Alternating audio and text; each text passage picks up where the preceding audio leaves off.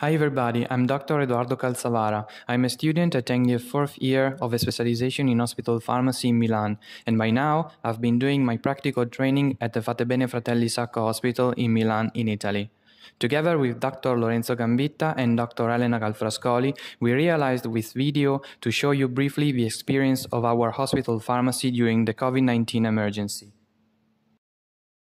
The discovering of coronavirus disease in 2019 and the subsequent outbreak in many countries and regions constituted in the first 5 months of 2020 a prominent issue worldwide.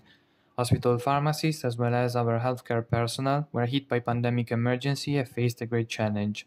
Italy was the first European country to take hit of coronavirus, facing a deep and heavy challenge for all healthcare system.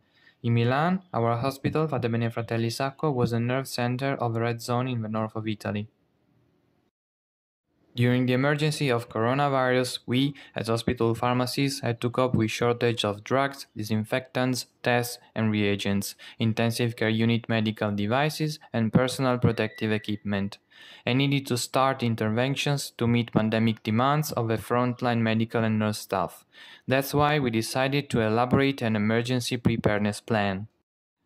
Indeed, after facing this experience, we decided to start a self-auditing process to realize a vademecum and a procedure created from our experience, which will be helpful to face future emergencies.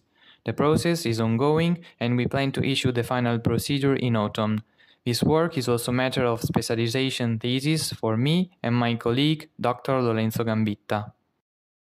As you can see here shown, we started elaborating a hospital pharmacy emergency process map.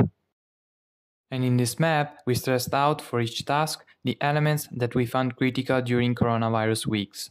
For example, we realized a list of drugs and medical devices most likely to suffer of shortage problems. For each medical device, we listed alternative suppliers, and for drugs, identified therapeutic alternatives.